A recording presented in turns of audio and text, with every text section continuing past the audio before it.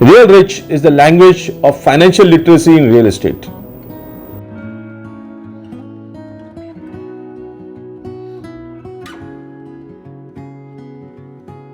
If you go abroad and if you look at the best institutes, the first impression which they will give you about their prosperity is the campus, and campus is real estate.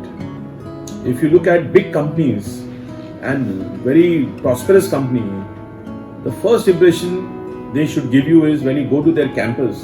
If you go to a Google office, if you go to a Microsoft office, the real estate of Microsoft has to be impressive, and only that will make you feel that Microsoft is a richer company, a prosperous company, and that is real rich. If people want to have good quality of life, you go to Dubai and you see the expanse of good buildings, good roads, good network, very posh building, very posh malls.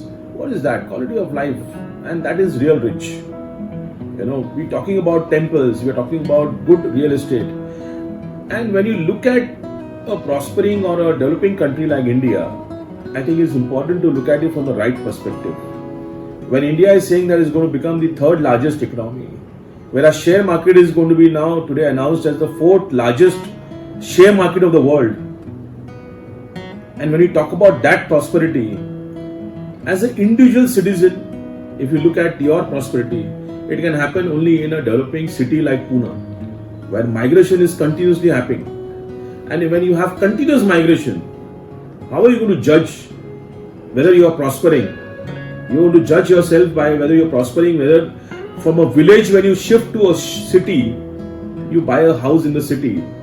And when that urbanization or the urban culture is sinking in, and when you stay here, and when you upgrade yourself to a better quality house, a township where you have better amenities, where you can spend time with your family, when you spend time in the health club, all that is adding value to your lifestyle, adding value to your living, and that is real rich.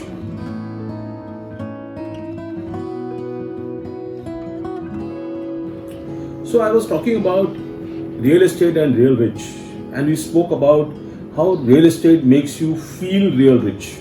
Now if you want to convert that into a financial language, financial literacy, there are a few important things which we need to look at.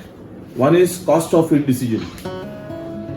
I am yet to meet a person who says that I decided not to buy and today I am happy that I didn't buy. We always meet people in real estate who say that I lost an opportunity, I should have bought it. And that is cost of indecision. A cost which you pay, that if you buy after 10 years, you pay a higher price. You may not get in the same location, the same flat, the same location and the same project. Second is your cost of loans. People say that loans are bad. If you don't take a loan today and if you don't start paying your EMI, you would never be able to take a loan in your life. The younger you are and the younger you take a loan, you can repay your loan better. The average period by which Indians pay back their loan is 6 years.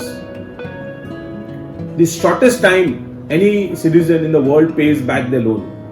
And it is the old philosophy where you say loans are bad. And we have this exclusive chapter in our book Real Rich where we speak about loans are good.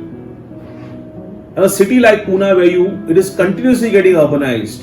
Continuously there are roads, infrastructure, malls, locations getting built. There are economic centers which are getting developed in Pune. Pune was a small city. Today it has 6 economic centers in Pune. Pune is divided into 6 parts. And in that kind of urbanized structure, in urbanized city, if you are not buying a real estate, then where are you going to buy the real estate? Closest to Bombay, somebody who bought 100 years back at 250 rupees is selling at 1 lakh rupees a square feet. That is what real estate is all about. Today, somebody who bought 20 years back in Pune got an appreciation 10 times. And people are still scared कि ये वापस मिलेगा क्या नहीं मिलेगा. Tell me a reason why it will not happen. Population is growing, urbanization is happening, infrastructure is getting developed. More and more people are coming to stay in Pune.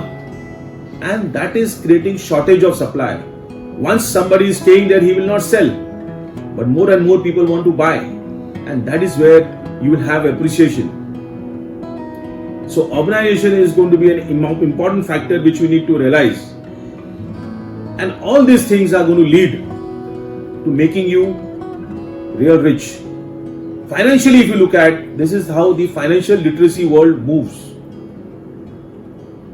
When you talk about returns on your investment, when you talk about returns on your savings, and when you compare those investment with your mutual funds, when you compare your savings with your fixed deposits and other investments, gold, and if you compare that with real estate on a long term,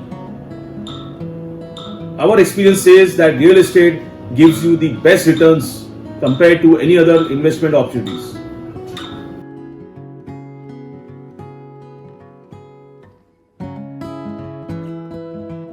Unfortunately, you don't have courses, documented efforts taken in teaching this language, and I think the first time we took this effort by writing a book on Real Rich. I mean, I have not seen any content, I have not seen any documentary proof where people have taken efforts to teach this language. When you don't have any documents, the only way you can teach is through your parents, through your family. And I think your family and parents can get involved only when they have experience, and where they have experience, where they have themselves experienced this kind of richness through investments. And I would say that only parents who have already done an investment, or who are staying in cities like Pune and who have grown with real estate, can teach their kids about real estate. So you have to start. Either you start by learning from your parents, or you start by learning from the city itself. And trust good builders, trust good consultants, trust good friends who have made money in real estate. And that's the only way you can learn.